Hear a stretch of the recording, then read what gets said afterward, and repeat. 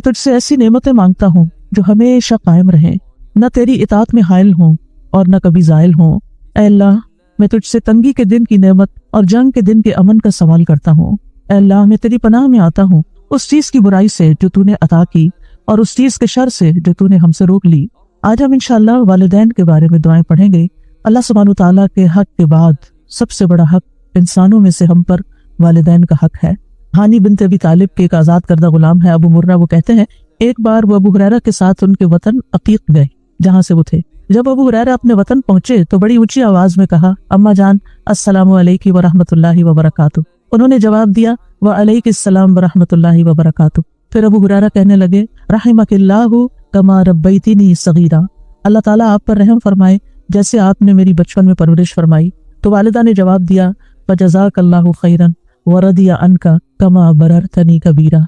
ऐ मेरे बेटे, तुम्हें भी अल्लाह बेहतरीन जजा दे और तुमसे राजी हो जाए जैसा तुमने मेरे साथ बुढ़ापे में नेक सलूक किया। यानी जब औलाद वालिदैन को दुआएं देती है तो वालिदैन उससे बढ़कर दुआएं देते हैं। यहाँ भी आप देखें, अबू हुरैरा की दुआ छोटी है लेकिन वालिदा की दुआ बड़ी है।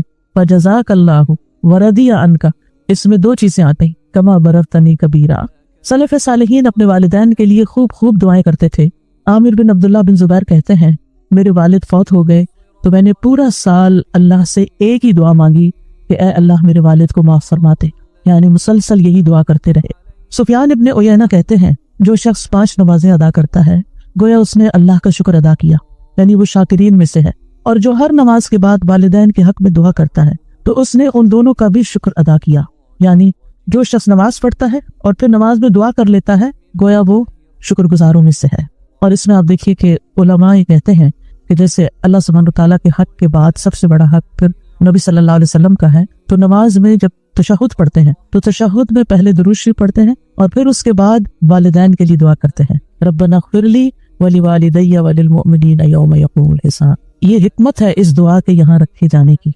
हर बच्चे को जिसे नमाज सिखाई जाती है उसको ये दुआ भी सिखाई जाती है कि वैसे तो हम आमतौर पर दुआ करना भूल जाते हैं, लेकिन जो बच्चा नमाज पढ़ता होगा वो हर सूरत ये दुआ करेगा ही करेगा। और इस तरह औलाद की दुआओं में माँ बाप हमेशा जब तक वो जिंदा हैं शामिल रहेंगी, चाहे वालिदैन जिंदा हैं या वालिदैन फौत हो चुके हैं। हर दो सूरत में वालिदैन के लिए दुआ करनी चाहिए। उनकी अगर कोई सख्ती या उनसे किसी किस्म की कोई नागवार सूरत हाल जिंदगी में पेश भी आई तो भी वालिदैन इस बात के हकदार हैं कि उनके लिए दुआएं की जाती रहें। और जो शुक्रगुजार होता है वही अल्लाह ताला का महबूब होता है। और शैतान का काम क्या है, उसका क्या कहना था, वला तजिदु अक्सरहुम शाकिरीन, कि तू इंसानों की अक्सरियत को शुक्रगुजार नहीं पाएगा। बल्कि होना ये चाहिए कि जहां आपकी कोई जरूरत अटके, जहां आपको कोई परेशानी लाहिक हो, उतनी ही वालिदैन के लिए दुआएं ज्यादा बढ़ा दें, कसरत के साथ दुआएं करें। और खुसूसन सजदों में, यानी आप बांध लें कि किस वक्त आपने लाजमन ये दुआ पढ़नी है, क्योंकि यहाँ पर हुक्म दिया गया वकुल रब्बिरहमहुमा कमा रब्बयानी सगीरा, तो ये कहते रहिए कि ऐ रब उन पर रहम फरमा जैसे उन्होंने मुझे बचपन में पाला। लिहाजा बेहतर यही है कि नमाज में सजदे में तस्बीहात पढ़ने के बाद ये दुआ कम से कम एक दफा तो एक सजदे में जरूर ही हो, अगर ज्यादा हो तो और भी अच्छा, क्योंकि इन अहसनतुम लिअनफुसिकुम, अगर तुमने एहसान किया तो अपने ही फायदे के लिए किया। और फिर आप देखिए कि जो शख्स वालिदैन के लिए दुआ न करे वो महरूम है। बाज़ सहाबा कहते हैं वालिदैन के लिए दुआ न मांगना औलाद की जिंदगी को तंग कर देता है। बाज़ औक़ात बच्चों की जॉब नहीं लगती, बाज़ औक़ात उनकी शादी नहीं होती, बाज़ औक़ात उनको और तरह तरह की मुश्किलात पेश आती हैं। उनको यही नसीहत करनी चाहिए, उनको यही सबक सिखाना चाहिए कि वो अपने वालिदैन के साथ हुस्न सलूक करें। वो उनके साथ अच्छे होंगे तो अल्लाह सुब्हानहू तआला इन पर मेहरबानी करेगा। ये मुश्किलात के हल के लिए, प्रॉब्लम्स को दूर करने के लिए, गम और दुख और डिप्रेशन का इलाज है कि इंसान ज्यादा से ज्यादा वालिदैन के साथ एहसान का सलूक करे। बल्कि जब किसी भी इंसान के साथ एहसान करे तो सोचे क्या मैंने अपने वालिदैन के लिए भी कुछ किया। अब देखिए कि बाज़ औक़ात हम अपने दोस्तों को, रिश्तेदारों को, औरों को कितने बड़े बड़े गिफ्ट दे देते हैं, लेकिन हम अपने माँ बाप की तरफ से सदका करना भूल जाते हैं। खासतौर पर रमजान में आप देखिए कि हम जहाँ अपनी तरफ से, अपने बाल बच्चों की तरफ से, किसी की तरफ से भी कुछ करें तो माँ बाप को ना भूलें, उनकी तरफ से सबसे पहले करें। क्योंकि अल्लाह सुब्हानहू तआला ने अपने हक के बाद वालिदैन का जिक्र किया है। सूरत अन-निसा में आता है वअब्दुल्लाह वला तुश्रिकू बिही शैआ वबिल वालिदैनि इहसाना, और अल्लाह की इबादत करो और उसके साथ किसी चीज को शरीक न बनाओ और अपने माँ बाप के साथ हुस्न सलूक करो। सूरत अल-बकरा में आता है वइज़ अख़ज़ना मीसाक़ बनी इस्राईला ला तअबुदूना इल्लल्लाह वबिल वालिदैनि इहसाना, और वो वक्त याद करो जब हमने बनी इसराइल से पुख्ता अहद लिया था, पक्का वादा लिया था इस बात पर कि तुम अल्लाह के सिवा किसी की इबादत न करना और वालिदैन के साथ एहसान करना। अल्लाह सुब्हानहु तआला अपने शुक्र के बाद वालिदैन के शुक्र का हुक्म देते हैं। सूरत लुक़मान में आता है ववस्सैनल इंसान बिवालिदैहि हमलतहु उम्मुहु वहनन अला वहन व फिसालुहु फी आमैन अनिश्कुर ली व लिवालिदैक इलैयल मसीर। और हमने इंसान को अपने वालिदैन के साथ नेक सलूक का ताकीदी हुक्म दिया। उसकी माँ ने उसे कमजोरी पर कमजोरी सहते हुए अपने पेट में उसे उठाए रखा। यानी प्रेगनेंसी के दौरान सेहतमंद से सेहतमंद माँ किसी न किसी तरह जरूर मुतासर होती है और उसके ऊपर कमजोरी के पैचेज आते हैं। और 2 साल उसके दूध छुड़ाने में लगे, यानी अपनी हड्डियों के कैल्शियम तुम्हारे अंदर ट्रांसफर कर दी। इसीलिए ये हुक्म दिया कि मेरा शुक्र अदा करो और अपने वालिदैन का भी आखिर मेरे ही पास लौट कर आना, वापस तो मेरे पास आना है, फिर मैं तुम्हें बताऊंगा कि तुम क्या करके आए हो। तो अनिश्कुर ली वली वालिदै का, और वालिदैन में से भी फिर याद रखिए माँ का हक ज्यादा है, क्योंकि माँ बच्चे के लिए तकलीफें ज्यादा उठाती है।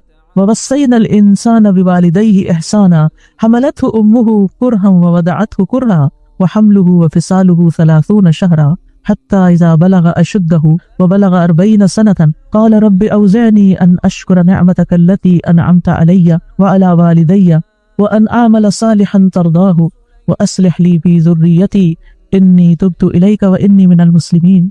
और हमने इंसान को उसके माँ बाप के साथ नेकी करने की ताकीद की। उसकी माँ ने उसे नागवारी की हालत में उठाए रखा, यानी प्रेगनेंसी का अरसा जो है वो कोई खुशगवारी का नहीं होता। उसमें तरह तरह के उठते बैठते चलते फिरते खाते पीते लेटते जागते हर हाल में औरत को कोई ना कोई तकलीफ लायक हो रही होती है। और उसे नागवारी की हालत में जाना, यानी जन्म देने की जो तकलीफें थी वो अपनी जगह, और उसके हमल और उसके दूध छुड़ाने में 30 महीने लग गए, यानी 2.5 साल का अरसा। यहाँ तक कि जब वो अपनी पूरी कुव्वत को पहुंचा और 40 बरस को पहुंच गया तो उसने कहा, ऐ मेरे रब मुझे तौफीक दे कि मैं तेरी उस नेमत का शुक्र अदा करूं जो तूने मुझ पर और मेरे माँ बाप पर इनाम की, और ये कि मैं वो नेक अमल करूं जिसे तू पसंद करता है, और मेरे लिए मेरी औलाद में इस्लाह फरमा दे। बेशक मैंने तेरी तरफ तौबा की और बेशक मैं हुक्म मानने वालों में से हूँ। और इसमें आप देखिए कि जब एक बच्चा इस तरीके से अपने वालिदैन का शुक्र अदा करता है और उसके लिए दुआ करता है कि अल्लाह मुझे तौफीक दे कि मैं ये कर सकूं, क्योंकि अल्लाह की तौफीक के बगैर कोई काम नहीं हो सकता, और फिर नेक अमल की दुआ करता है और अपनी औलाद की इस्लाह की दुआ भी करता है और तौबा करता है और अल्लाह का हुक्म मानने का अहद करता है, तो फिर अल्लाह ताला क्या फरमाते हैं? अल्लाह ताला फरमाते हैं उलाइकल्लज़ीना नतक़ब्बलु अन्हुम अहसना मा अमिलू, ये हैं वो लोग जिनसे हम उनके अच्छे अमल कबूल कर लेंगे, यानी उन्होंने जो बेहतरीन अमल किए वो अमल हम कबूल करेंगे। हम सबको इस बात की फिक्र होती है कि हमारी नेकियां पता नहीं कबूल होती हैं या नहीं। जो माँ बाप के साथ नेक सलूक करने वाला है उनके लिए अल्लाह ताला का वादा, ये सूरत अल-अहकाफ की आयत नंबर 15 और 16 है कि अल्लाह ताला उनके नेक अमाल को कबूल कर लेगा। व नतजावज़ु अन सय्यआतिहिम फी अस्हाबिल जन्नह, और हम उनकी खताओं से दरगुजर कर देंगे। ऐसे लोग जिनकी ये सिफात हो, जिनकी ये ट्रेड्स हो, उनकी खताएं हम दूर कर देंगे। फी अस्हाबिल जन्नह, वो जन्नत वालों में होंगे, जन्नत के साथियों में से होंगे। वअद सिद्क़, सच्चा वादा है अल्लाह का, इसमें कोई शक नहीं। अल्लज़ी कानू युअदून, वो जिसका वो वादा किए जाते हैं। और फिर उसके बरक्स वल्लज़ी क़ाला लिवालिदैहि उफ़्फ़िल लकुमा, वो बच्चा जो अपने माँ बाप को उफ कहता है और कहता है अताइदानी अन उख़रजा, तुम मुझे धमकियां देते हो कि मैं दोबारा मरने के बाद निकाला जाऊंगा। वक़द ख़लतिल क़ुरूनु मिन क़ब्ली, मुझसे पहले भी बहुत सी कौमें गुजर चुकी। वहुमा यस्तगीसानिल्लाह वैलका आमिन, और वो दोनों माँ बाप अपने बच्चे के लिए फरियादें करते हैं। वैलका आमिन, तेरा नास हो ईमान ले आ, तेरा नास से ईमान ले आ। इन्ना वादल्लाहि हक़्क़ुन, बेशक अल्लाह का वादा सच्चा है। फ़यक़ूलु मा हाज़ा इल्ला असातीरुल अव्वलीन, तो वो कहता है ये सब दीन की बातें, कुरान की बातें, पहलों की कहानियां हैं, तुम मुझे किस बात की धमकी देते हो? दुनिया में ऐसा ही होता चला है। तो ये 2 किरदार हैं, और आज जब माशरे के अंदर, खुद मुसलमान घरानों के अंदर ये दोनों किरदार नजर आते हैं।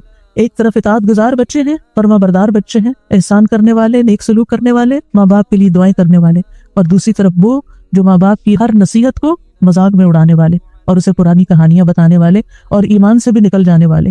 अल्लाह ताला ऐसे लोगों के बारे में क्या फरमाते हैं? उलाइकल्लज़ीना हक़्क़ अलैहिमुल क़ौलु फ़ी उममिन, इन उम्मतों में से जिनकी वो बात कर रहा है, उन उम्मतों में, इन सारे लोगों में से उन पर बात हक हो गई जो इनसे पहले गुजरी उम्मतें, मिनल जिन्नि वल इंस, जिन्नों और इंसानों की। इन्नहुम कानू खासिरीन, ये सब लोग खसारा पाने वाले थे, यानी जिन्होंने भी ये रवैया इख्तियार किया माँ बाप के साथ, उन्होंने बस खसारा ही उठाया। उनकी ना दुनिया बनी और ना आखिरत बनी।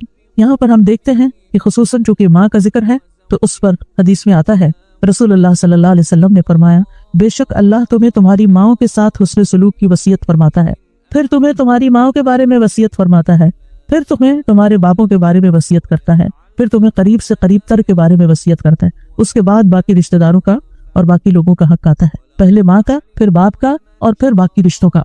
एक और रिवायत के अंदर जो सुनन नबी दाऊद की है कि एक शख्स ने अर्ज किया, ऐ अल्लाह के रसूल, मैं किसके साथ नेकी करूं, किसके साथ हुस्न सलूक करूं?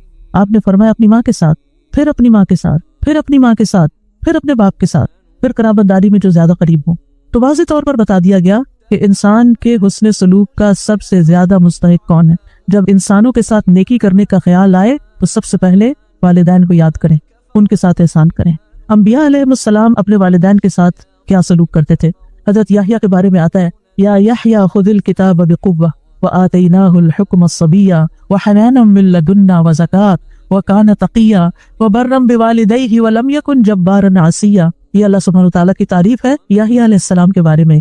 अल्लाह ताला ने उनको हुक्म दिया, ऐ याह्या, किताब पर मजबूती से अमल पैरा हो जाओ। और हमने उसे बचपन में ये कुव्वत फैसला अता कर दी थी। हमने उसे अपनी मेहरबानी से नरम दिल और पाक सीरत बनाया और वो परहेजगार था। वो अपने वालिदैन से हमेशा अच्छा सलूक करता। उनके वालिदैन कितनी उम्र के थे? बहुत बुजुर्ग। हज़रत ज़करिया अलैहिस्सलाम इंतहाई बूढ़े हो गए थे और वालिदा भी बहुत बूढ़ी थी जब वो पैदा हुए।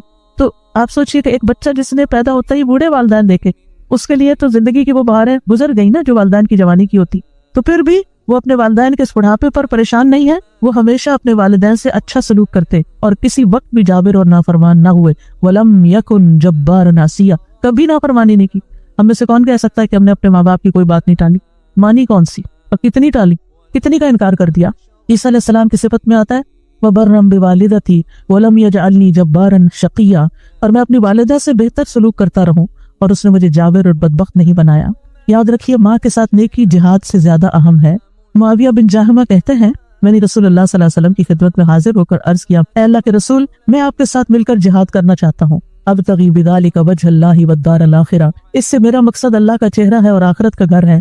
रसूलुल्लाह सल्लल्लाहु अलैहि वसल्लम ने फरमाया, तेरा भला हो, क्या तेरी माँ जिंदा है? मैंने कहा जी हाँ। आपने फरमाया, वापस जाकर उसकी खिदमत कर। फिर मैंने दूसरी तरफ से आकर अर्ज किया, ऐ अल्लाह के रसूल, मैं आपके साथ मिलकर जिहाद करना चाहता हूँ। अब तगी बिदालिका वजहल्लाहि वद्दारल आखिरा। आपने फरमाया, तेरा भला हो, क्या तेरी माँ जिंदा है? मैंने कहा जी हाँ। ऐ अल्लाह के रसूल, आपने फरमाया, वापस जाके उनकी खिदमत करो। तीसरी दफा फिर ऐसा ही हुआ तो आपने तीसरी दफा भी उनको यही हुक्म दिया और उसके साथ मजीद ये कहा, वही हका इल्ज़म रिजलहा फसम्मल जन्ना, तेरा भला हो, उसके कदमों में पड़े रहो, जन्नत वही है। जन्नत चाहिए ना, नेकी चाहिए, तो जाओ उनकी खिदमत करो। वालिदैन से हुस्न सलूक सबसे अफजल अमल है। रसूलुल्लाह सल्लल्लाहु अलैहि वसल्लम से पूछा गया, सबसे अफजल अमल क्या है? आपने फरमाया, वक्त पे नमाज पढ़ना और वालिदैन के साथ नेक सलूक करना, फिर अल्लाह के रास्ते में जिहाद करना। ये है तरतीब नेक अमाल की। बाज लोग अपने रिश्तों को भूल जाते हैं, वालिदैन की केयर ही नहीं करते और नेकी के काम करने में दौड़ते फिरते हैं। तो सबसे बड़ी नेकी छोड़कर उससे अगले दर्जे पे जाना, ये तो फिर अपनी ख्वाहिश की बात है। एक शख्स ने जिहाद में जाने की नबी सल्लल्लाहु अलैहि वसल्लम से इजाजत मांगी। आपने पूछा, क्या तुम्हारे वालिदैन जिंदा है? उसने जवाब दिया, हाँ। आपने फरमाया, फफीहिमा फजाहिद, जाओ उन दोनों में जिहाद करो, यानी जाओ उनकी खिदमत करो, वहां तुम्हारा जिहाद है। क्योंकि बात सिचुएशंस ऐसी होती हैं कि वालिदैन ऐसी जरूरत में होते हैं कि उनकी वो जरूरत कोई और पूरी नहीं कर सकता सिवाय आपके, और वो खास बेसिक जरूरियात होती, मसलन उनका खाना पीना है, उनका इलाज मुआवजा है, उनकी ऐसी जरूरत है कि जो आप ही ने करनी है। लिहाजा उस खिदमत को कभी भी भुलाना नहीं चाहिए।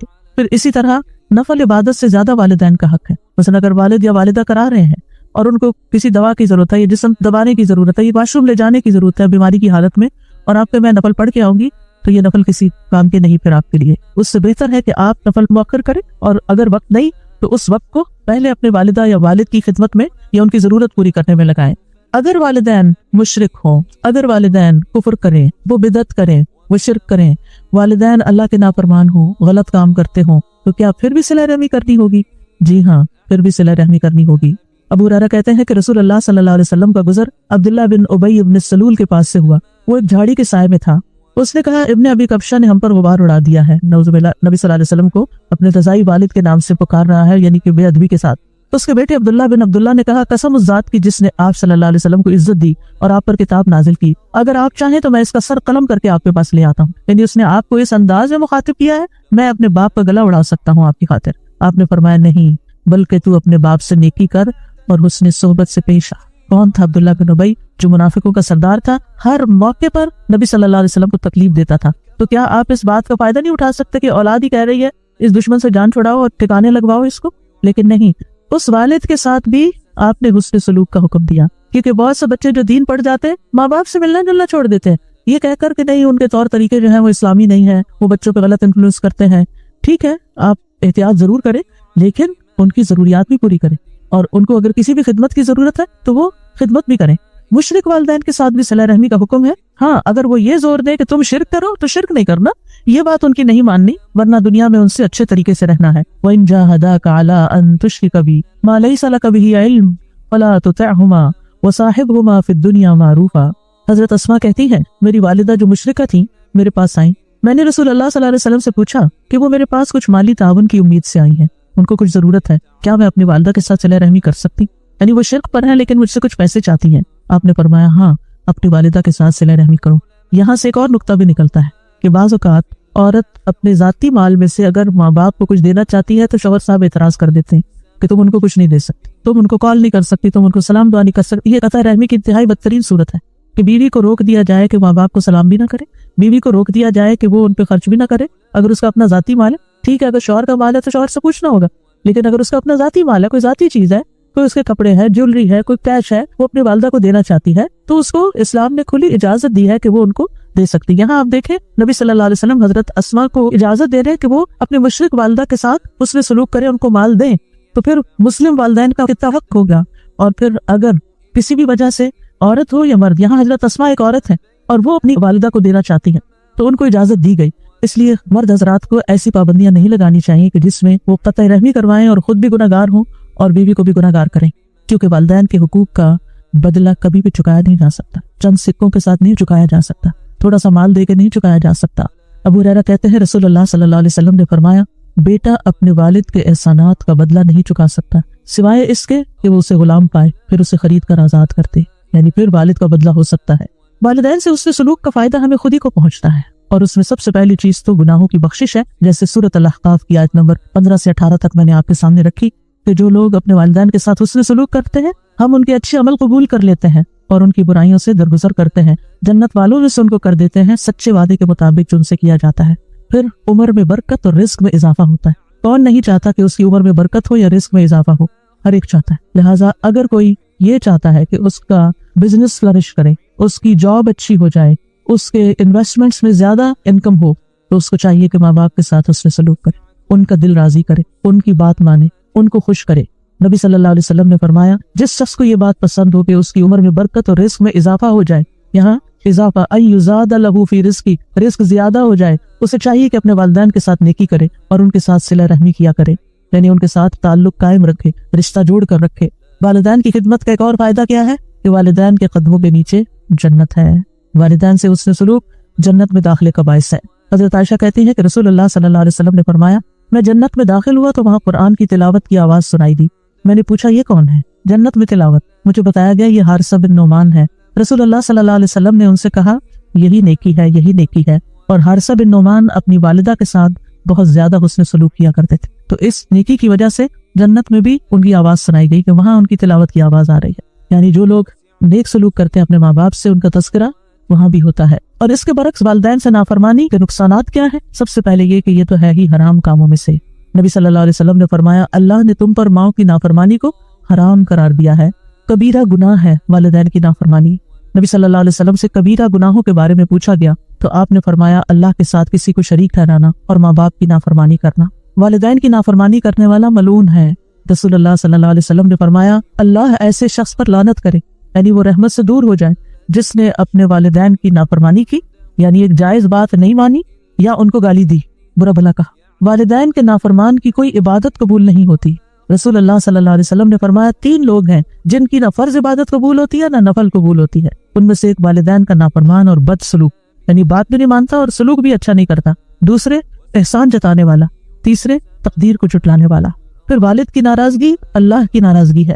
نبی صلی اللہ علیہ وسلم نے فرمایا رب کی رضامندی باپ کی رضامندی میں ہے اور رب کی ناراضگی باپ کی ناراضگی میں ہے۔ والدین کی نافرمانی سے عمر گھٹ جاتی ہے۔ تو آپ کہتے ہیں اللہ اس بندے کو جلد ہلاک کر دیتا ہے جو اپنے ماں باپ کا نافرمان ہوتا ہے تاکہ اس کو جلدی عذاب دے سکے، یعنی قبر میں اور آگے آخرت میں۔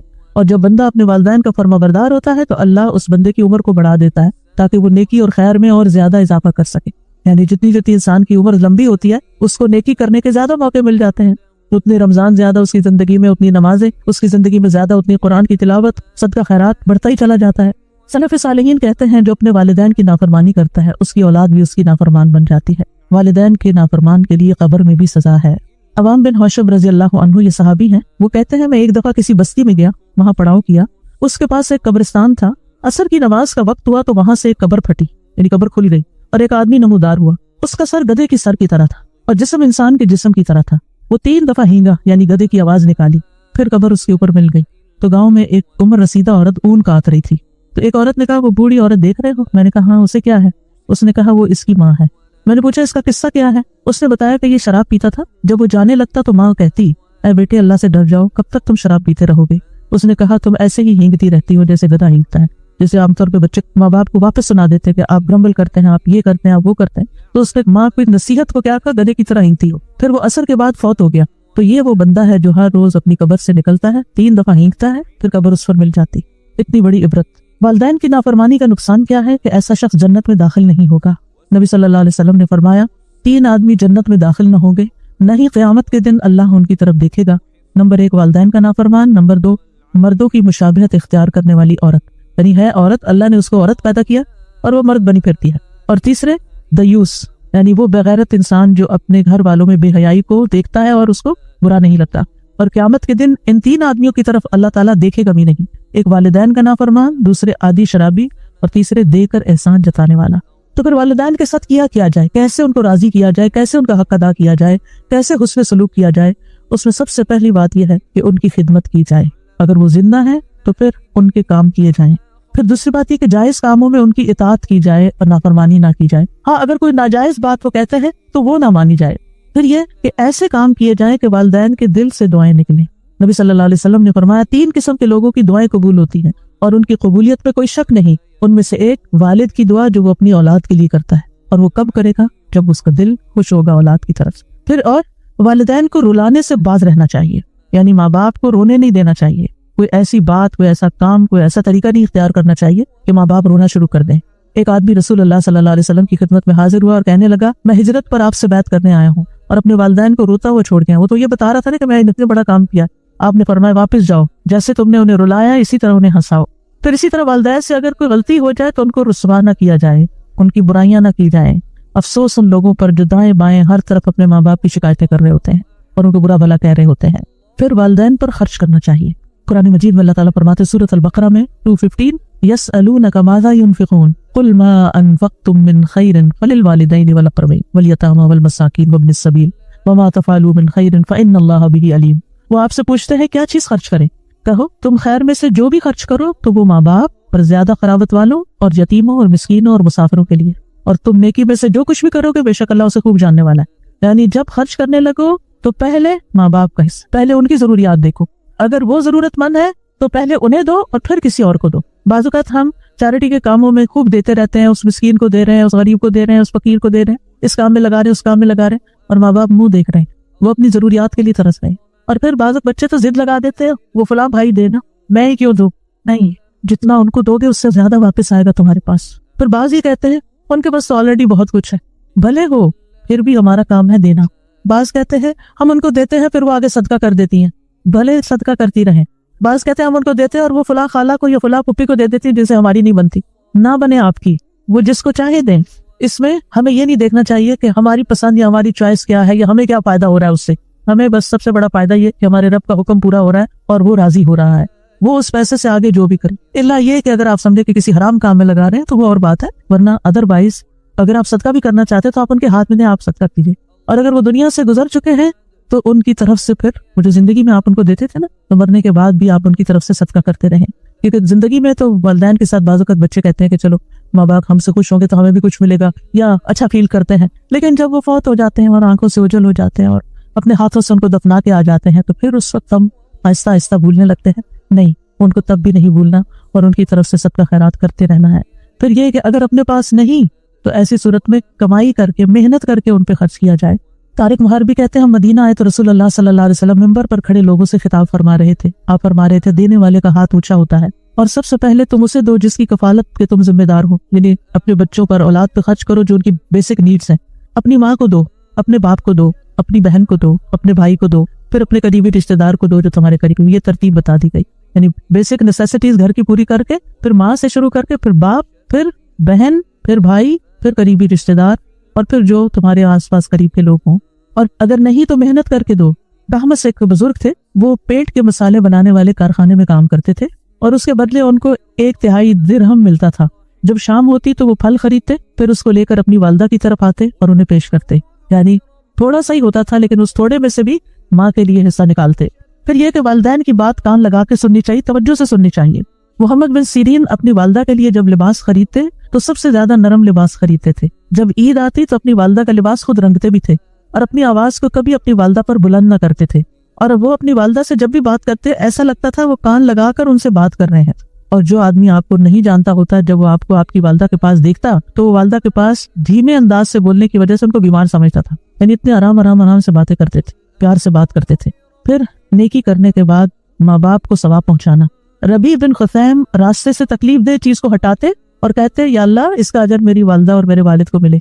उनको तो मिल ही गया जिसने नेकी की, लेकिन छोटे छोटे कामों का सवाब भी अपने माँ बाप को भेजते, क्योंकि वो अक्लमंद लोग थे। उनको पता था कि उनके लिए जो करेंगे उसका तो कई गुना ज्यादा लौट कर वापस आएगा हमारी ही तरफ, तो वो इसको अपनी सादत समझते थे।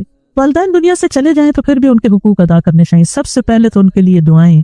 रसूलुल्लाह सल्लल्लाहु अलैहि वसल्लम ने फरमाया, मरने के बाद इंसान के अमाल का सिलसिला मुनक़ते हो जाता है सिवाय 3 चीजों के जिनका सवाब मैयत को पहुंचता रहता है। सदका जारिया के जो इंसान अपनी जिंदगी में खुद अपने हाथ से अपना माल किसी सदका जारिया के प्रोजेक्ट में लगा जाए, जब तक वो प्रोजेक्ट चलता रहता है आपको सवाब पहुंचता रहेगा। दूसरा, लोगों को फायदा देने वाला इल्म, जिससे लोगों की जिंदगी में कोई तब्दीली आए, उनकी जिंदगी आसान हो। तीसरे, नेक औलाद जो उसके लिए दुआ करती है। यानी सबसे बड़ा हक मरने के बाद क्या है कि माँ बाप के लिए दुआएं करते रहें, खुसूसन उनके गुनाहों की बख्शिश, इस्तिग़फार। रसूलुल्लाह सल्लल्लाहु अलैहि वसल्लम ने फरमाया, बेशक अल्लाह अज़्ज़ा व जल्ला जन्नत में एक नेक आदमी के दर्जे को बुलंद करता है तो पूछता है, ऐ मेरे रब, मेरे दर्जात कहाँ से आए? अल्लाह ताला फरमाता है, तेरे हक में तेरी औलाद के इस्तिग़फार की बरकत से। यानी आगे उनके दर्जे बढ़ते रहते हैं। उनकी तरफ से सदका किया जाए। एक आदमी ने अर्ज किया, मेरे वालिद फौत हो गए और उन्होंने माल छोड़ा लेकिन वसीयत नहीं की, अगर मैं उनकी तरफ से सदका करूं तो उनके गुनाह माफ हो जाएंगे? आपने फरमाया हाँ। एक और आदमी नबी सल्लल्लाहु अलैहि वसल्लम के पास आया, अर्ज किया, या रसूलल्लाह सल्लल्लाहु अलैहि वसल्लम, मेरी वालिदा बगैर वसीयत किए अचानक फौत हो गई और मेरा गुमान है कि अगर वो बात करती तो सदका करती, तो अगर मैं उनकी तरफ से सदका करूं तो क्या उनको अजर मिलेगा? आपने फरमाया हाँ। और वालिदैन की तरफ से पानी पिलाने का सदका खास तौर पर, और खुसूसन अगर किसी फैसिलिटी में उसकी बहुत जरूरत, लेकिन अगर कहीं पानी है तो फिर किसी और अच्छे प्रोजेक्ट में उनकी तरफ से लगाना चाहिए। एक शख्स ने अर्ज किया, अल्लाह के रसूल, मेरी वालिदा फौत हो गई है, क्या मैं उनकी तरफ से सदका कर सकता हूँ? आप सल्लल्लाहु अलैहि वसल्लम ने फरमाया हाँ। मैंने अर्ज किया, ज्यादा अफजल क्या बात है? आपने फरमाया पानी पिलाना। उनकी तरफ से रोजों की कज़ा अदा करना, यानी अगर वो ऐसी बीमारी में फौत हुए हैं कि रोजे नहीं रख सके तो फिर उनके वफात के बाद उनके रोजे पूरे किए जाए, रोजे रख के। उनकी तरफ से हज करना। एक खातून ने हज की नजर मानी लेकिन कर न सकी, इंतकाल हो गया, तो बेटी ने नबी सल्लल्लाहु अलैहि वसल्लम की खिदमत में आकर पूछा, क्या मैं उनकी तरफ से हज कर लूं? आपने फरमाया हाँ, तुम उनकी तरफ से हज कर सकती। तो इसको हज बदल कहते हैं। फरमाया, क्या तुम्हारी माँ पे कर्ज होता तो तुम अदा ना करती? तो अल्लाह का हक भी अदा करो, क्योंकि अल्लाह ज्यादा हकदार है कि उसका कर्ज अदा किया जाए। तो इससे भी आप देख सकते हैं कि कर्जा भी अदा करना चाहिए अगर माँ बाप छोड़कर फौत हुए हैं। उनकी नजर पूरी करना। साद बिन उबादा नबी सल्लल्लाहु अलैहि वसल्लम के पास हाजिर हुए और अर्ज किया, मेरी वालिदा फौत हो गई है, उनके जिम्मे एक नजर थी, उन्होंने नजर मानी हुई थी जिसे वो पूरा नहीं कर सकी। आपने फरमाया, तुम उनकी तरफ से पूरा कर दो। यानी औलाद को माँ बाप के वादे, नजर और इन तमाम चीजों को भी पूरा करना चाहिए। वालिदैन के दोस्तों के साथ नेकी करनी चाहिए। यानी अगर अपने वालिदैन हयात नहीं तो सोचिए कि कौन कौन ऐसे लोग हैं जो आपके माँ बाप के बहुत करीबी दोस्त हैं। अगर वो जिंदा हैं तो रमजान है, उनका हाल चाल पूछिए, फिर ईद आएगी तो ईद की मुबारक भेजिए, जरूरतमंद है तो कुछ पैसे भिजवा दीजिए गिफ्ट के तौर पर। यानी किसी भी तरह से आप उनकी खबर ले सकते हैं। नबी सल्लल्लाहु अलैहि वसल्लम ने फरमाया, नेकियों में सबसे बड़ी नेकी आदमी का अपने बाप की वफात के बाद उसके दोस्तों से अच्छा सलूक करना है। तो वालिदैन के लिए दुआओं में सबसे पहले वही दुआ, रब्बिरहमहुमा कमा रब्बयानी सगीरा, रब्बिरहमहुमा कमा रब्बयानी सगीरा, रब्बिरहमहुमा कमा रब्बयानी सगीरा। ऐ हमारे रब, मुझे और मेरे वालिदैन और तमाम मोमिनों को उस दिन माफ फरमा देना जब हिसाब लिया जाएगा। इस दुआ से हमें दुआ की तरतीब भी पता चलती है कि दुआ मांगने वाला सबसे पहले अपने लिए दुआ करे, फिर अपने वालिदैन के लिए करे, फिर अपनी औलाद के लिए करे। क्योंकि आमतौर पर हम जब औलाद वाले हो जाते हैं तो माँ बाप को अमूमन इग्नोर कर देते हैं, उनको भूल जाते हैं या उनकी खैर खबर नहीं लेते और फिर दुआओं में भी याद नहीं रखते। बच्चा बीमार है, उसके लिए दुआ कर रहे हैं, वो पास नहीं हो रहा है, इम्तिहान के लिए स्ट्रगल कर रहा है, उसके लिए दुआ करें, जॉब नहीं है, बच्चे के लिए दुआ करें, शादी नहीं, बच्चे बच्चे बच्चे, हर वक्त बच्चे, और माँ बाप इसमें इग्नोर हो जाते हैं। अगर वो जिंदा और घर में हो तो भी वो मुंह देखते रहते हैं, कब ये बच्चों से फारिग होगी तो मुझे भी कोई खाना पानी पूछेगी। यानी अमूमन तरतीब यही है। और अगर माँ बाप बूढ़े हो जाएं तो फिर इस बात में भी लोगों को परेशानी लग जाती है कि अब हमारे ऊपर जिम्मेदारी आ रही है, अब हमें ये देखने पड़ेंगे। तो इन चीज़ों को अपनी सादत समझना चाहिए कि शायद हमारी बख्शिश का सबब बन गया है, और करना तो होता ही है, खुशदिली से करें, मोहब्बत से करें, तो अजर सवाब भी कितने गुना ज्यादा हो जाएगा। और फिर आप देखिए कि दुआओं में एक रहम की दुआ है और दूसरे बख्शिश की, यानी कुरान की इन दोनों आयतों से ये पता चलता है कि तरतीब क्या है, रहमत की दुआ और बख्शिश की दुआ। ये खास तौर पर याद रखना है, क्योंकि बख्शिश पर ही दुनिया और आखिरत की कामयाबी का इन्हिसार है। इस्तिग़फ़ार से उनके दुनिया के मसाइल भी हल होते हैं, यानी जो वालिदैन जिंदा हैं और हम उनके लिए बख्शिश मांगते हैं तो क्या होगा, उनकी दुनियावी मुश्किलात भी आसान होंगी। और अगर फौत हो गए हैं फिर तो बहुत ही ज्यादा जरूरत है। और अगर उनके गुनाह माफ हो चुके आपकी दुआओं से और अभी भी आप बख्शिश मांगे जा रहे हैं, तब क्या होगा, दर्जात बुलंद होना शुरू हो जाएंगे। और आप देखिए कि ये दुआ जो है, रब्बना इग़फ़िरली वलिवालिदैया वलिलमुअमिनीना यौम यक़ूमुल हिसाब, किसकी दुआ है, इब्राहीम अलैहिस्सलाम की। अल्लाह ताला ने अपने खलील के लिए इसी दुआ को खास किया। उन्होंने और दुआएं भी की होंगी, लेकिन इसका जिक्र कुरान में किया। और वालिदैन के लिए इसलिए भी दुआ की जाए कि हम वालिदैन की कमाई हैं और वालिदैन ने अपनी कमाई हम पर खर्च की है। और फिर गायबाना दुआ, एक होता है कि आपके वालिदैन जिंदा हैं और आप उनके सामने या आप उनको फोन पे या आप उनको मैसेज पर दुआएं दें, और एक ये है कि वो जा चुके हैं, अब वो तो आपसे तकाजा भी नहीं कर सकते कि बच्चों मुझे याद रखना दुआ में, आप उनके लिए गायबाना दुआ कर रहे हैं। और गायबाना दुआ जो है कबूल होती है और उसका फौरी तौर पर असर आपको भी पहुंचता है। यानी न सिर्फ वालिदैन के लिए बल्कि सारे मोमिनों के लिए ये दुआ करनी चाहिए, वलिलमुअमिनीना यौम यक़ूमुल हिसाब। तो जब आप सारे मोमिनों के लिए दुआ कर रहे हैं तो जितनी उनकी बख्शिश होगी उसका अजर भी आपको मिलेगा, और पलट कर वापस आपकी भी बख्शिश हो जाएगी। और फिर अगर जिंदा है तो याद रखिए, दुआ करना मोहब्बत को बढ़ाने का जरिया होता है। आप किसी के लिए भी दुआ करते हैं और खुलूस से दिल से दुआ करते हैं तो उस शख्स के दिल में आपकी कदर पैदा हो जाती है, चाहे आप उसके सामने करें चाहे गायबाना तौर पर करें।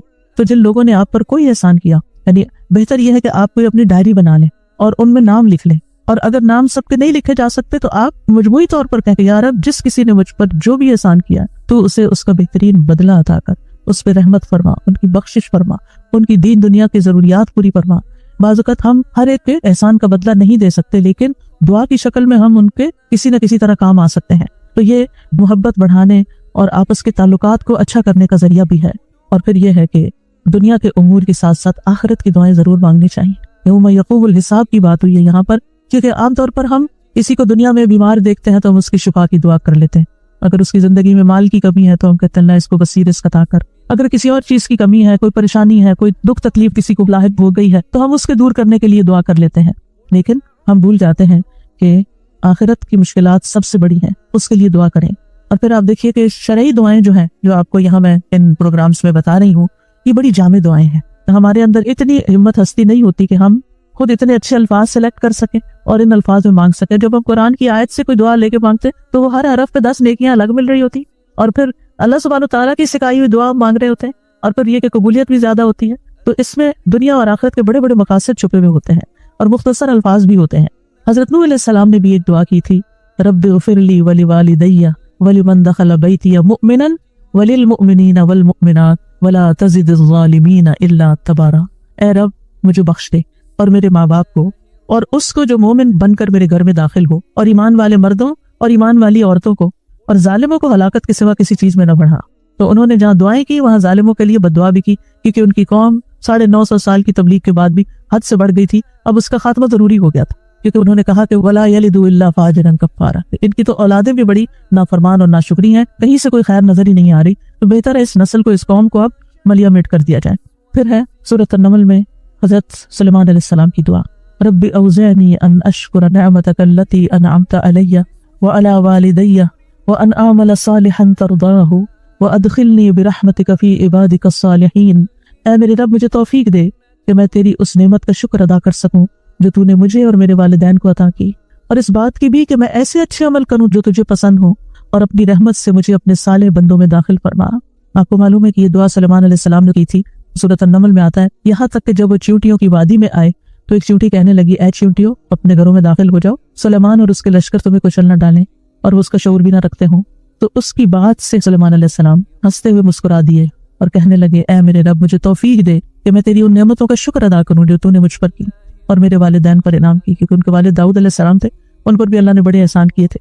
اور یہ کہ میں وہ نیک عمل کروں جس سے تو راضی ہو جائے. کتنی خوبصورت دعا ہے. اللہ ایسی نیکی کی توفیق دے دے کہ جس سے تو خوش ہو جائے. کیونکہ ایک مومن کی سب سے بڑی تمنا، طلب اور تڑپ یہ ہوتی ہے کہ میرا رب مجھ سے راضی ہو جائے. تو اللہ مجھے وہ کام سکھا دے، وہ رستہ بتا دے کہ جس سے میں تجھے راضی کر سکوں، اور مجھے اپنی رحمت کے ساتھ اپنے نیک بندوں میں شامل کر. کیونکہ نیک بندوں کے ساتھ انسان جب رہتا ہے تو نیک بندوں پہ جو رحمتیں آتی ہیں وہ ہم پر بھی آتی ہیں. نیک بندوں کی صحبت میں جب انسان ہوتا ہے تو ان سے کوئی نیکی کا سبق ہی لیتا ہے. نیک مجلس میں جب انسان بیٹھ کر جاتا ہے تو اللہ تعالیٰ ان سب کو بخش دیتا ہے. جیسے وہ حدیث سیارہ ہے نا کہ کچھ فرشتے جو ہے وہ گلیوں بازاروں میں گھومتے رہتے ہیں. پھر جب لوگ ایک جگہ کسی جگہ پر بیٹھ کر مل کر اللہ کو یاد کرتے ہیں تو پھر اس وقت جب مجلس ختم ہوتی ہے تو فرشتے اللہ تعالیٰ کے پاس پہنچتے ہیں. اللہ تعالیٰ پوچھتے ہیں کہ یہ کیا مانگ رہے تھے اور کس چیز سے پناہ مانگ رہے تھے. اور اس وقت فرشتے کہتے ہیں وہ ایک شخص ایسے ہی آ کے وہاں بیٹھ گیا تھا. تو اللہ تعالیٰ کیا فرماتے ہیں کہ یہ وہ لوگ ہیں کہ جن کے ساتھ بیٹھنے والا بھی بدبخت نہیں ہوتا، نامراد نہیں ہوتا، میں نے اس کو بھی بخش دیا، اس کی بھی بخشش ہو گئی. لہٰذا کتنا ضروری ہے کہ ہم ان مجالس کا اہتمام کریں اور ان میں اس نیت سے بھی حاضر ہو کہ یا اللہ یہاں سے نکلے تو ہماری بخشش ہو چکی. تو نیک صحبت دنیا میں بھی خوشی کا باعث ہوتی ہے، کیونکہ نہ انہوں نے آپ کے لیے بدگمانی کرنی، نہ انہوں نے آپ کو کوئی تانے دینے، نہ انہوں نے آپ کی جا کے کہیں غیبت چگلی کرنی، اور نہ انہوں نے آپ کو کوئی دھوکہ فریب دینا. انہوں نے آپ کے ساتھ حسن سلوکی کرنا ہے، اچھا معاملہ ہی کرنا ہے، خیر خواہی کرنی ہے، آپ کو کوئی اچھی بات ہی سکھانی. اور ان کی نیکی کی وجہ سے ان پر جو رحمت آ رہی ہے اللہ تعالیٰ آپ کو بھی اس میں سے حصہ دے گا. اور ان کی جو بخشش کا وعدہ اللہ نے کیا اللہ تعالیٰ ہمیں بھی اس بخشش میں حصہ دے دے گا. تو اس لیے انسان کو دنیا میں بھی آخرت میں بھی ایسی صحبتوں کی تلاش ہونی چاہیے اور اس کی قدر کرنی چاہیے اور ان کو کسی قیمت پر ہاتھ سے نہیں جانے دینا چاہیے. اب دیکھیے کہ یوسف علیہ السلام کو اللہ تعالیٰ نے نبوت بھی عطا کی، بادشاہت بھی عطا کی، لیکن انہوں نے کیا مانگا پھر؟ فاطر السماوات والارض انت ولی فی الدنیا والآخرہ توفنی مسلما والحقنی بالصالحین. کہ اللہ مجھے اسلام کی حالت میں فوت کرنا اور نیک لوگوں کا ساتھ دینا. الحقنی بالصالحین. ایک انسان کو دنیا میں یہ دو چیزیں مل جائیں، نبوت اور بادشاہت، اس سے بڑی کوئی چیز دنیا میں ہے؟ دنیا میں ہر چیز ان کے لیے مسخر کر دی گئی. وہ آتا ہے نا سورۃ یوسف میں کہ اپنے لیے جو چاہے بنا سکتا تھا. بالکل مختار ہو گئے تھے زمین پر، ہر طرح کے احکامات ان کے جاری ہوتے تھے، ان کی کوئی بات ٹالی نہیں جاتی تھی، تو جو چاہتے کرتے. اور دوسری طرف اللہ کی طرف سے ان کو نبوت کا اعلیٰ درجہ، لیکن ان کے دل میں کیا خواہش ہے؟ دنیا کی نہیں. الحقنی بالصالحین، یا اللہ نیک لوگوں کا ساتھ دے. تو حضرت سلمان علیہ السلام نے بھی کیا کہا؟ رب اوزعنی. اوزعنی کا لفظ ہے اس کا مطلب ہوتا ہے یا اللہ مجھے روک لے کہ میں تیرے احسان کا شکر ادا کروں، مجھے توفیق دے، نہیں مجھے اس چیز کے لیے پابند کر دے کہ میں ایسا کرتا رہوں. یعنی جس قدر تو نے مجھ پر اور میرے والدین پر احسانات کی بارش کی ہے، اس کی وجہ سے کہیں میرا نفس بے قابو نہ ہو جائے. ہوتا ہے نا جب نعمتیں میں سے صحت بھی ہو، آپ کی طاقت بھی ہو، ہمت بھی ہو، مال بھی ہو اور آپ کے ریسورسز بھی ہو، ہر چیز آپ کے لیے آسان ہو. سلیمان علیہ السلام تو صرف انسانوں پہ نہیں، پرندوں چیونٹیوں اور ہر مخلوق پر حکومت کر رہے تھے. اتنی بڑی حکومت تو کسی انسان کو نہیں ملی. جب انسان کو اتنی نعمتیں مل جائے تو بعض اوقات انسان کا نفس آپے سے باہر ہو جاتا ہے. تو نے کہا کہ یا رب ان نعمتوں کی فراوانی کے ساتھ تو مجھے روک لینا اور اس بات کی توفیق دینا کہ میں ان پہ تیرا شکریہ ادا کرتا رہوں، کہیں میں ان میں سے کسی چیز کے اوپر تکبر نہ کر بیٹھوں، غرور نہ آ جائے، اور میں وہی کام کرتا رہوں جو تجھے پسند ہے. اور پھر آپ دیکھیے کہ احسانات کو یاد کر کے دعا کر رہے ہیں. اللہ تو نے مجھ پر اتنے احسان کیے، یہ بھی دعا کا ایک کرینہ ہے کہ اللہ مجھ پہ تو نے احسان کیا، اللہ تو نے میرے والدین پہ احسان کیا ہے، اب تو مجھے نیکی کے کاموں کی توفیق دے دے. ایک صحابی اپنی والدہ کے لیے دعا کیا کرتے تھے، اللہم اجعلنی من المقربین واجعل امی من الحور العین. اے اللہ مجھے مقربین میں سے بنا دے اور میری ماں کو حور العین بنا دے. بعض لوگ یہ سمجھتے ہیں کہ قرآن مجید میں یا حدیث میں جہاں حور العین کی بات ہوئی اس سے مراد جنت کی حوریں ہیں اور اس میں دنیا کی عورتیں جو ہیں ان کے علاوہ کوئی اور مخلوق ہے. اصل میں حور العین جنتی عورتوں کی صفت بھی ہے، یعنی جو عورتیں جنت میں جائیں گی انتہائی خوبصورت ہوں گی، یعنی جنت کی خوبصورت ترین عورتوں میں شامل کر لے. ایک عورت کے لیے سب سے زیادہ کس چیز کی خواہش ہوتی؟ یعنی ایک عورت کی کمزوری ہے نا کہ وہ خوبصورت ہو. تو اپنے لیے مقرب ہونے کی دعا بھی کر رہے ہیں اور پھر اپنی والدہ کے لیے انتہائی نیک اور خوبصورت عورتوں میں شامل ہونے کی دعا بھی کر رہے ہیں. اللہ سبحانہ وتعالیٰ ہمیں اپنے والدین کے حق ادا کرنے کی توفیق دے، اور اگر کوئی کمی کوتاہی رہ گئی ہے تو وہ دعاؤں سے پوری ہو سکتی ہے. اگر ہم نے زندگی میں ان کی قدر نہیں کی اور ان کے لیے دعاؤں کے دروازے بند ہو گئے تو اب ہم ان کے لیے دعائیں کریں تاکہ ہم اس کمی کو پورا کریں. ہم نے خدمت نہیں کی اور ہمیں ریگریٹس ہیں. صرف ریگریٹس سے کچھ نہیں بنتا، ریگریٹس انسان کے عمل کی قوت کو کم کر دیتے ہیں. نبی کریم صلی اللہ علیہ وسلم نے فرمایا اس شخص کی مثال جو اپنے رب کو یاد کرتا ہے اور جو اپنے رب کو یاد نہیں کرتا زندہ اور مردہ جیسے ہے. تو ذکر کو زندگی سے تشبیہ دی گئی ہے، یعنی جس طرح انسان زندگی کے ساتھ خوبصورت ہوتا ہے، یعنی اس کا ظاہر خوبصورت ہوتا ہے جب زندہ ہوتا ہے، جب مر جاتا ہے تو آپ دیکھیں میت کیسی لگتی ہے. تو اسی طرح ذکر کے ساتھ انسان کا باطن روشن ہوتا ہے اور خوبصورت ہوتا ہے. ذکر جو ہے یعنی اللہ کی یاد جو ہے اس کی کئی اقسام ہیں، قرآن، نماز، تسبیحات، علم کا سیکھنا سکھانا، یہ اس وقت ہم ذکر کی مجلس میں ہیں. پھر اسی طرح دوسروں کو امر بالمعروف کرنا، نہی عن المنکر کرنا. تو یہ جو ذکر ہے اس کی کسی بھی شکل میں یہ اللہ تعالیٰ کے نزدیک ہر چیز سے بہتر عمل ہے. نبی صلی اللہ علیہ وسلم نے فرمایا کیا میں تمہیں تمہارا بہترین عمل نہ بتاؤں جو تمہارے مالک کے نزدیک اچھا اور پاکیزہ ہے اور تمہارے درجات میں سب سے بلند ہے اور سونا چاندی کے خرچ کرنے سے بہتر اور اللہ کی راہ میں جہاد کرتے ہوئے تمہارے کفار کی گردنیں مارنے اور ان کے تمہاری گردنیں مارنے سے بھی افضل ہے؟ صحابہ نے عرض کیا کیوں نہیں؟ آپ نے فرمایا اللہ تعالیٰ کا ذکر، چاہے آپ نماز میں کر رہے ہیں، نوافل میں کر رہے ہیں، تلاوت قرآن کے ذریعے کر رہے ہیں، تعلیم قرآن کے ذریعے کر رہے ہیں، تسبیحات کے ذریعے کر رہے ہیں، درود شریف پڑھ رہے ہیں، کسی بھی طرح کھڑے بیٹھے لیٹے چلتے پھرتے، فارمل وے میں انفارمل وے میں، اونچے یعنی جہرن اور سرن، جس شکل میں بھی آپ اللہ کو یاد کرتے ہیں تو اس کی اتنی زیادہ فضیلت ہے، بہت افضل عمل ہے۔ اور اس کے برعکس کیا ہوتا ہے؟ اللہ تعالیٰ سے غافل ہو جانا، بھول جانا، اور وہ عموماً کب ہوتا ہے؟ جب ہم دنیا میں خوب محو ہو جاتے ہیں۔ اسی طرح رسول اللہ صلی اللہ علیہ وسلم نے فرمایا بہترین عمل یہ ہے کہ جب تم دنیا سے رخصت ہو تو تمہاری زبان اللہ کے ذکر سے تر ہو، اور یہ اسی وقت ہو سکتا ہے جب ہمیں ہر حالت میں ذکر کرنے کی عادت ہو، یعنی ذکر جو ہی چھوٹے تو ہمیں کبھی سی محسوس ہونے لگے کہ کچھ رہ گیا ہے، کچھ چھٹ گیا میرے ہاتھ سے، کچھ نکل گیا ہے، کچھ کمی سی ہے، وہ خلا وہ خالی پن فوراً محسوس کر لیں۔ ہم ذکر کرنے والے سب سے آگے آگے ہوں گے۔ رسول اللہ صلی اللہ علیہ وسلم نے فرمایا مفردون سبقت لے گئے۔ صحابہ نے پوچھا اللہ کے رسول مفردون کون ہے؟ آپ نے فرمایا اللہ کا بہت ذکر کرنے والے مرد اور ذکر کرنے والی عورتیں۔ ذکر کی حالت میں مسلسل اللہ تعالیٰ کا ساتھ ملتا ہے، اللہ کا قرب نصیب ہوتا ہے۔ اللہ تعالیٰ فرماتے ہیں میں اپنے بندے کے ساتھ ہوں جب تک وہ مجھے یاد کرتا ہے اور میری یاد میں اپنے دونوں ہونٹ ہلاتا ہے۔ پھر شیطانی حملوں سے بچاؤ کا مضبوط قلعہ ہے۔ یحییٰ علیہ السلام نے بنی اسرائیل کو خطاب کیا اور اس میں ایک بات یہ کہی کہ بندہ جب تک اللہ کے ذکر میں مصروف رہتا ہے تو شیطان کے حملوں سے محفوظ ایک مضبوط قلعے میں ہوتا ہے، یعنی دشمن سے بچا ہوا ہوتا ہے۔ پھر جنت کے باغیچے ہیں ذکر کی مجلسیں، جیسے یہ مجلس ہے۔ رسول اللہ صلی اللہ علیہ وسلم نے فرمایا جب تم لوگ جنت کے باغوں کے پاس سے گزرو تو کچھ کھا پی لیا کرو۔ صحابہ نے پوچھا جنت کے باغوں سے کیا مراد ہے؟ آپ نے فرمایا مجالس ذکر، ذکر کی مجلسیں۔ قیامت کے دن سب سے زیادہ قابل رشک لوگ کون ہوں گے؟ جن کے چہروں کی سفیدی دیکھنے والوں کو ڈھانپ لے گی۔ وہ انبیاء و شہداء نہیں ہوں گے، لیکن ان کے اللہ کے قریب ہونے کی وجہ سے انبیاء و شہداء ان پہ رشک کریں گے۔ عرض کیا کہ اللہ کے رسول یہ کون لوگ ہوں گے جن پہ انبیاء و شہداء رشک کریں گے؟ فرمایا یہ مختلف قبیلوں کا مجموعہ ہے، مختلف قبیلوں مختلف بیک گراؤنڈ سے آئے ہوئے لوگ ہیں جو اللہ کے ذکر پہ جمع ہوتے ہیں اور عمدہ کلام کو اس طرح چن چن کر لیتے ہیں جیسے کھجور کھانے والا عمدہ کھجوریں چن چن کے لیتا ہے۔ تو مجھے اس حدیث کو پڑھتے ہوئے آپ لوگوں کا خیال آتا ہے کہ علم کی مجلس میں سے جو اہم نقطے ہیں وہ آپ اپنے پاس محفوظ کرتے جاتے ہیں، کچھ باتیں دل میں یاد ہیں اور کچھ قلم سے ان نوٹ بک میں نوٹ کرتے جا رہے ہیں۔ تو ایسی مجلسیں جو ہیں وہ انسان کے لیے ایک بہت بڑی نعمت ہے۔ تو ذکر نہ کرنا باعث حسرت ہے۔ یاد رکھیے جب میں ذکر کا لفظ بولتی ہوں نا تو ذکر کی ساری اقسام ذہن میں لایا کریں، کیونکہ ہمارے ہاں ذکر صرف اللہ ہو کرنے کا نام بن گیا ہے۔ تو ذکر کی مجلس کیا ہے؟ جس میں سارے لوگ بیٹھ کے اندھیرا کر دیں اور پھر وہ اس انداز میں ذکر کریں کہ سارے ایک نعرے کی شکل میں اور مل کے کوئی آوازیں بلند کریں۔ صحابہ سے ایسے کوئی طریقے منقول نہیں ہے۔ وہاں صحابہ کرام نبی صلی اللہ علیہ وسلم کی مجالس میں جو بیٹھ کے علم حاصل کرتے تھے اس کو بھی ذکر کی مجلس سمجھتے تھے، اور ویسے بھی اکٹھے بیٹھ کر اللہ کو یاد کرتے تھے۔ جیسے مسجد نبی میں ایک دفعہ آپ تشریف لے گئے، دو جماعتیں تھی، کچھ علم سکھا رہے تھے اور کچھ بیٹھ کے ویسے ہی تسبیحات پڑھ رہے تھے اپنی اپنی، تو آپ علم والوں کے پاس گئے۔ تو یہ بھی ذکر کی مجلس ہوتی ہے، یعنی علم کا سیکھنا سکھانا اور بیٹھ کے تسبیح پڑھتے رہنا، ذکر کرتے رہنا، جیسے آپ حرم میں بیٹھ کے کرتے ہیں، کسی مسجد میں بیٹھے ہوتے ہیں۔ اس کے لیے ضروری نہیں ہوتا کہ کوئی تسبیحات کرنے کے لیے باقاعدہ لوگوں کو دعوت دے کر کوئی ایسے ہلکے اکٹھے کیے جائیں۔ ذکر نہ کرنا باعث حسرت ہے۔ نبی صلی اللہ علیہ وسلم نے فرمایا جو لوگ کسی جگہ پر مجلس کریں لیکن اس میں اللہ کا ذکر نہ کریں اور نبی صلی اللہ علیہ وسلم پر درود نہ بھیجیں تو وہ ان کے لیے قیامت کے دن باعث حسرت ہوگی۔ اگرچہ وہ اجر و ثواب کی بنیاد پر جنت میں داخل ہو جائیں گے لیکن انہیں حسرت ہوگی کہ ہم نے یہ وقت کیوں گنوا دیا۔ ذکر نہ کرنے والے بدترین مخلوق ہیں، بد نصیب لوگ ہیں۔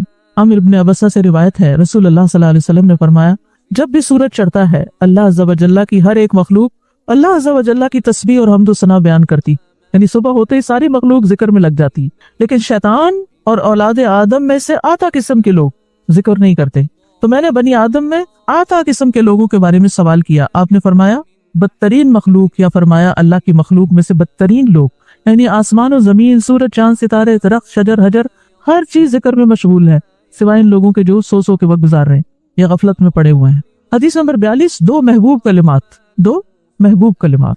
ابو ہریرہ رضی اللہ عنہ روایت کرتے ہیں نبی کریم صلی اللہ علیہ وسلم نے فرمایا دو کلمے رحمان کو بہت محبوب ہیں، زبان پر بہت ہلکے ہیں لیکن قیامت کے دن ترازو میں بہت بھاری ہوں گے۔ सुभान अल्लाहि व बिहम्दिही सुभान अल्लाहिल अज़ीम। अल्लाह अपनी हम्द के साथ पाक है, अल्लाह पाक है जो बहुत अजमत वाला है। तो जैसे हम जानते हैं कि नफली इबादत में अफजल अमल अल्लाह का जिक्र है, तो यहाँ पर इस जिक्र की खास शक्ल बताई गई कि अल्लाह ताला की हम्द व सना और पाकी बयान करना। सुभाना का मतलब क्या होता है कि वो पाक है।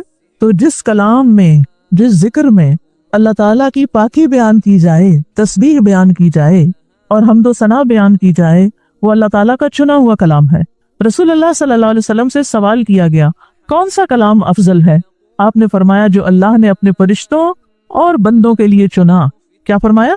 जो अल्लाह ने अपने फरिश्तों और अपने बंदों के लिए चुना। सुभान अल्लाहि व बिहम्दिही। ठीक है, सुभान अल्लाहि व बिहम्दिही। ये तमाम मखलूक की नमाज है, तमाम मखलूक की नमाज है। नूह अलैहिस्सलाम की वफात का वक्त जब आया तो उन्होंने अपने बेटे से फरमाया कि मैं तुम्हें एक वसीयत कर रहा हूँ, दो बातों को करने का हुक्म देता हूँ, दो बातों से रोकता हूँ। और दो करने के जो काम बताए उसमें से एक ला इलाहा इल्लल्लाह का इकरार, कि अगर सातों आसमान और सातों जमीनों को तराजू के एक पलड़े में रख दिया जाए और ला इलाहा इल्लल्लाह को दूसरे पलड़े में, तो ला इलाहा इल्लल्लाह वाला पलड़ा झुक जाएगा। और अगर सातों आसमान और सातों जमीनें एक बंद कड़े की शक्ल इख्तियार कर ले तो ला इलाहा इल्लल्लाह उसको भी तोड़ देगा। इतनी ताकत है इस कलाम के अंदर। और दूसरा ये कि सुभान अल्लाहि व बिहम्दिही का विर्द करते रहना, क्योंकि ये हर चीज की नमाज है और इसके जरिए मखलूक को रिस्क मिलता है। और मैं तुम्हें शिर्क और तकब्बुर से मना करता हूँ। ये दो मना करने वाली चीजें।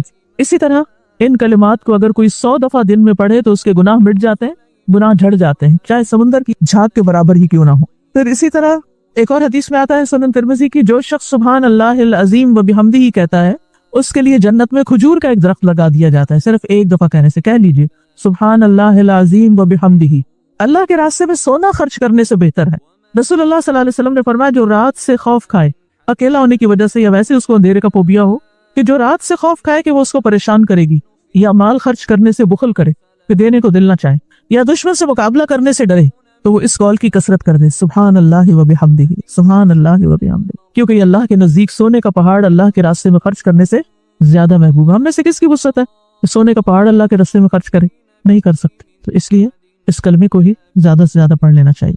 इसी तरह सुभान अल्लाह, ला इलाहा इल्लल्लाह, अल्हम्दुलिल्लाह, ये कलिमात अर्श के इर्द गिर्द चक्कर लगाते हैं और इनकी भिनभिनाहट होती है शहद की मक्खियों की भिनभिनाहट की तरह, और वो अपने जिक्र करने वाले की अल्लाह के यहाँ याद दिलाते हैं। तो आपने फरमाया, क्या तुम में से कोई ये पसंद नहीं करता कि उसके लिए कोई ऐसा हो जो हमेशा अल्लाह के यहाँ उसकी याद दिलाई जाते रहे? यानी कोई ऐसा तरीका हो कि हमेशा अर्श के इर्द गिर्द आपका जिक्र होता रहे। क़यामत के दिन भी इंसान का बचाव करेंगे, यानी जहन्नम से बचाने के लिए सुभान अल्लाहि वल्हम्दुलिल्लाहि वला इलाहा इल्लल्लाह वल्लाहु अकबर। फिर अहले जन्नत का जिक्र क्या होगा? उनके सांस के साथ उनको तस्बीह व तहमीद सिखा दी जाएगी कि बोलना भी नहीं पड़ेगा, सांस लेंगे और सांस के साथ अल्लाह का जिक्र जारी हो जाएगा। ये जो हदीसों ने बयान किया, ये आपके पास कार्ड होना चाहिए तस्बीहात की फजीलत वाला, उसमें लिखी हुई है, दूसरों के साथ भी शेयर करें और खासतौर पर बच्चों को जिक्र करना सिखाएं।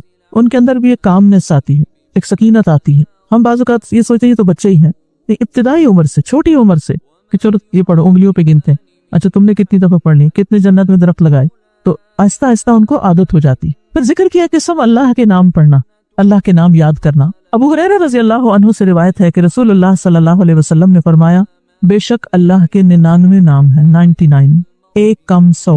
जो शख्स इन सब को महफूज रखेगा, याद कर लेगा, वो जन्नत में दाखिल होगा। मन अहसाहा, तो एहसास से मुराद उनको गिनना, उनके माने पहचानना, उनके तकाजे के मुताबिक अमल करना। खाली लिख के या जमा करके याद कर लिया जाए और मतलब ही ना पता हो और उसके मुताबिक अमल ना हो, तो फिर ये वादा नहीं पूरा होता। एहसास में हर चीज का जमा हो जाना है, यानी अल्लाह ताला के नामों की हुदूद की हिफाजत करना, इनको पहचानना, इनका माना जानना, इनकी फजीलत जानना, कहाँ पढ़ना है। इमाम इब्न क़य्यिम कहते हैं कि अल्लाह के अस्मा को गिन कर महफूज करने के कुछ मरातिब हैं। बंदा जब इन नामों को याद कर लेता है तो वो जन्नत में दाखिल हो जाता है और यही उसकी सादत और निजात और फलाह का मरकज है। वो कहते हैं, पहला मर्तबा इनके अल्फाज को गिनना और शुमार करना, दूसरा मर्तबा इनके मानी और मदलूल को समझना, तीसरा मर्तबा इनके साथ दुआ मांगना। कुरान में आता है ना, वलिल्लाहिल अस्माउल हुस्ना फदऊहु बिहा, और अल्लाह ही के लिए है अच्छे अच्छे नाम, बस तुम उसको उनके साथ पुकारो, अल्लाह के नाम लेके। जैसे या हय्यु या क़य्यूम, या अल्लाह, या रब, या रहमान, या रहीम, या करीम, या ज़ुल जलाली वल इकराम, और बाकी भी इसी तरह। फिर है दुआ मांगने के 2 मर्तबे हैं। नंबर 1 दुआउल इबादा, यानी अल्लाह की तारीफ इन नामों के साथ करना। हमारा रब रहीम है, करीम है, तो ये तारीफ इबादत की दुआ होती है, दुआउल इबादा कहते हैं इसको। और दूसरा है दुआउल मसअला, तलब और मांगने की दुआ, کہ ان ناموں کے ساتھ پکار کے اللہ کو پھر سوال کرنا، اور اسماء حسنہ کے ساتھ، یہ نہیں کہ اپنی طرف سے اللہ تعالیٰ کا کوئی نام بنا کے اور پھر اس سے دعا کرنا، یا موجود، یا ذات، یا شیء، اس طرح کی باتیں نہیں، بلکہ اللہ کے جو پراپر نام قرآن و سنت سے ثابت ہیں ان کے ساتھ دعا مانگنا۔ تو یاد رکھیے کہ اللہ کی پہچان یہ علم کا پہلا مرتبہ ہے۔ سب سے پہلے جس کو جاننا چاہیے، جس کے بارے میں ہمیں معلوم ہونا چاہیے کہ وہ کون ہے، وہ اللہ رب العزت ہے۔ فَاعْلَمْ أَنَّهُ لَا إِلَهَ إِلَّا هُوَ، جان لو کہ اللہ کے سوا کوئی الہ نہیں۔ یہ علم ہر ایک پر فرض ہے کہ ہمارا خالق کون ہے، ہمارا مالک کون ہے، ہمارا رازق کون، ہمارا معبود کون ہے، ہماری مشکل کشا کون، ہمارا حاجت روا کون ہے، اور جو بھی اللہ تعالیٰ کے باقی نام ہے، پہچان ہے۔ یہ علم تمام علوم سے افضل ہے، کیونکہ جب ایک انسان، کوئی بچہ، بوڑھا، جوان اللہ تعالیٰ کو جان لیتا ہے نا، تبھی اس کی زندگی درست ہوتی، تبھی اس کو واقعی ہدایت ملتی، تبھی وہ اللہ کے لیے سب کچھ کرتا ہے، تبھی اس کے اندر تقویٰ پیدا ہوتا ہے، تبھی وہ حلال حرام کی تمیز کرتا ہے، کیونکہ یہ سب کچھ کرنا اس کے لیے اللہ نے اپنی عبادت کے لیے پیدا کیا، اور اگر ہم اللہ ہی کو نہیں پہچانتے تو عبادت کس کی کر رہے ہیں؟ تو پہلا کام اللہ کی پہچان ہے، اللہ کی معرفت ہے، خود بھی اور اپنی آل اولاد کو بھی اور اپنے آس پاس کے لوگوں کو۔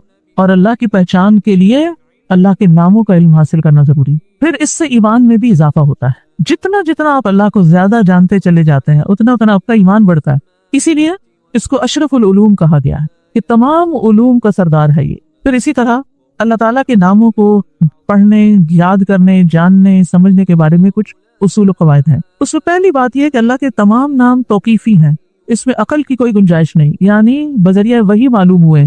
ہم اپنی پسند سے اللہ کا کوئی نام نہیں رکھ سکتے، یعنی آپ یہ نہیں کہہ سکتے کہ مجھے اللہ سے بڑی محبت ہے تو میرا دل چاہتا ہے میں اللہ تعالیٰ کا یہ نام رکھ دوں، خود سے ہی کوئی رکھ دوں، یہ نہیں کر سکتے آپ، ٹھیک ہے؟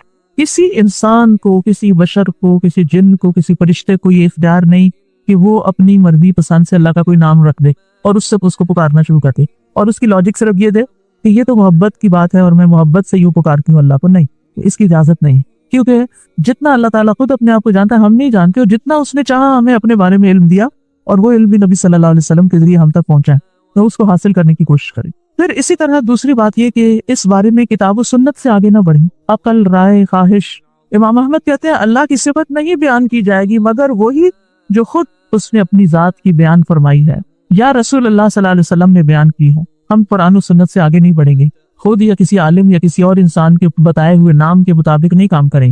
پھر اگلی بات یہ کہ اللہ کے ناموں میں الحاد سے بچنا چاہیے۔ الحاد سے، الحاد کا مطلب کیا ہے؟ سیدھے رستے سے ہٹ جانا۔ لحد ہوتی ہے نا وہ قبر، جو بغلی قبر ہوتی، نیچے گڑا کھودتے کھودتے سائڈ پہ قبر کھودنا شروع کر دینا۔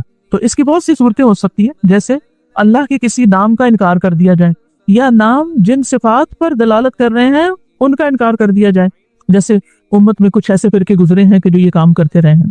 پھر اسی طرح بغیر تحریف، تعطیل، تکییف اور تمثیل کے اسماء و صفات پر ایمان لانا ضروری۔ تحریف یعنی خود تبدیلی کرنا، تعطیل یعنی کسی صفت کو معطل کر دینا، تکییف کسی کیفیت کو بتانا، تمثیل یعنی مثال بیان کرنا، ان چیزوں سے بچنا چاہیے۔ پھر ایک اہم بات یہ بھی یاد رکھیے کہ 99 تو ہمیں بتایا گیا کہ اتنے تو کم از کم یاد کر لو، لیکن یہ یاد رکھیے اللہ کے صرف 99 نیم نہیں ہیں، وہ اس سے زیادہ ہیں۔ اس لیے بعض کتابوں میں آپ کو زیادہ بھی ملے گی، لیکن یہاں مراد کیا ہے کہ یعنی اتنے تو زبانی یاد کر سکتا ہے انسان، یا آسانی سے ہر ایک کو معلوم ہو ہی سکتے ہیں، کیونکہ حدیث میں آتا ہے اسألک بکل اسم هو لک سمیت به نفسک وانزلته فی کتابک او علمته احدا من خلقک او استأثرت به فی علم الغیب عندک۔ اے اللہ میں تجھ سے تیرے ہر نام کے واسطے سے دعا کرتا ہوں، وہ نام جو تو نے اپنی ذات کے لیے رکھے، یا جو نام تو نے اپنی کتاب میں اتارے، یا وہ جو اپنی مخلوقات میں سے کسی کو سکھا دیے، یا وہ نام جو تو نے اب تک اپنے خزانہ غیب میں محفوظ رکھے۔ اس سے کیا پتہ چلتا ہے کہ کچھ نام تو خزانہ غیب میں ہیں، اور جیسے حدیث شفاعت میں آتا ہے نا کہ نبی صلی اللہ علیہ وسلم کو اللہ تعالیٰ قیامت کے دن اپنی حمد و ثنا بیان کرنے کی، تعریف کرنے کے لیے وہ کچھ سکھائیں گے جو اس سے پہلے نہیں سکھائی ہوگی وہ تعریف، تو اس کے ذریعے نبی صلی اللہ علیہ وسلم اللہ کی تعریف بیان کریں گے۔ یعنی وہ علم ابھی تک نبی صلی اللہ علیہ وسلم کے پاس بھی نہیں، وہ قیامت کے دن دیا جائے گا، جس کی بنا پر آپ اللہ تعالیٰ کی تعریف کریں گے، پھر دعا کریں گے، اور پھر آپ کو شفاعت کا اذن دیا جائے گا، جو شفاعت کبریٰ کی حدیث آتی ہے اس میں۔ الہدیٰ نے اللہ تعالیٰ کے ناموں کا ایک کارڈ ریوائز کر کے چھاپا تھا، جس میں قرآن اور سنت کی دلیل سے وہ نام لیے گئے ہیں، اور باقی تاج کمپنی کے چھپے ہوئے نام، ان میں کچھ نام ایسے ہیں جو اللہ کے نام نہیں ہیں، وہ اللہ تعالیٰ کے افعال ہیں جن سے لوگوں نے خود نام بنا لیے۔ جیسے المذل اللہ کا نام نہیں ہے، یہ اللہ کا نام نہیں ہے، لیکن ذلت دینے والا اللہ ہے، تو ذل من تشاء، تو اس سے لوگوں نے نام اسم فائل کر کے تو مذل بنا لیا، تو یہ نام نکال دینے چاہیے، ٹھیک ہے، کیونکہ قرآن و سنت سے نہیں ملتے۔ تو کچھ اللہ تعالیٰ کے نام ہیں، صفات ہیں، اور کچھ افعال بھی ہیں، کہ اللہ تعالیٰ کیا کیا کرتا ہے، تو قرآن سے ہمیں وہ بھی پتہ چلتا ہے کہ اللہ تعالیٰ کیا کرتا ہے، وہ تو زندگی دیتا ہے، موت دیتا ہے، رزق دیتا ہے، وغیرہ وغیرہ۔ جب تم اللہ کو پکارو تو پکارنے میں عزم رکھو، یعنی اچھی طرح پکارو، اور تم میں سے ہرگز کوئی یوں نہ کہے کہ اگر تو مجھے چاہے تو عطا کر دے، چاہے تو نہ کرے، یعنی لکھا ہوا نہیں یہاں لیکن مطلب یہی بنتا ہے، کیونکہ اللہ کو کوئی بھی مجبور نہیں کر سکتا، ٹھیک ہے۔ تو یہاں دعا مانگنے کا ادب سکھایا گیا ہے کہ دعا پورے یقین کے ساتھ مانگنی چاہیے، یا اللہ تو دے سکتا ہے تو مجھے عطا کر، یہ نہ کہے تو چاہے تو عطا کر، وہ تو دینے پہ قادر ہے، اس سے پورے یقین اور عزم کے ساتھ دعا کرے۔ اسی طرح دعا مانگنے کے کچھ اور آداب بھی ہیں۔ مسئلہ یہ کہ غافل دل سے دعا نہ کرے، کیونکہ اللہ تعالیٰ بے پرواہ دل کی دعا قبول نہیں کرتا۔ پھر یقین سے دعا کرے کہ قبولیت کا یقین ہو کہ نہیں اللہ تعالیٰ سنتا ہے، یہ نہیں پتہ نہیں سنے گا کہ نہیں، بہت مانگی ہے ابھی تک تو ہماری بات نہیں مانی گئی، پتہ نہیں آگے کیا ہوگا، میری تو سنتا ہی نہیں، نعوذ باللہ ایسی باتیں نہیں کرنی چاہیے۔ اللہ آپ کے تو بس میں ہے سب کچھ، آپ تو سب کچھ کر سکتے ہیں۔ پھر اسی طرح بغیر ہچکچاہٹ کے رب سے دعا کرنی چاہیے، کس سے؟ بغیر ہچکچاہٹ، پورے یقین سے۔ نبی صلی اللہ علیہ وسلم نے فرمایا جب تم میں سے کوئی آدمی اللہ کے سامنے اپنی خواہش کا اظہار کرے تو وہ زیادہ سے زیادہ مانگے، کیونکہ وہ اپنے رب سے مانگ رہا ہوتا ہے عز و جل سے، وہ سب کچھ کر سکتا ہے۔ پھر خشوع و خضوع اور عاجزی سے مانگے، ادعوا ربکم تضرعا وخفیا انہ لا یحب المعتدین۔ پھر گریہ و زاری، رو دھو کے مانگے۔ آپ دیکھیں اس طرح بچے جب انہیں کوئی چیز چاہیے ہوتی ہے تو بلا وجہ بھی رونا شروع کر دیتے ہیں۔ تکرار اور اصرار سے دعا کریں۔ نبی صلی اللہ علیہ وسلم بعض اوقات 3 بار ایک دعا دہراتے تھے۔ آپ نے فرمایا جس شخص نے 3 بار اللہ سے جنت مانگی تو جنت کہتی ہے اللہ اسے جنت میں داخل کر دے، اور جو شخص 3 مرتبہ آگ سے پناہ مانگے تو دوزخ کہتی ہے اللہ اس کو آگ سے پناہ دے دے۔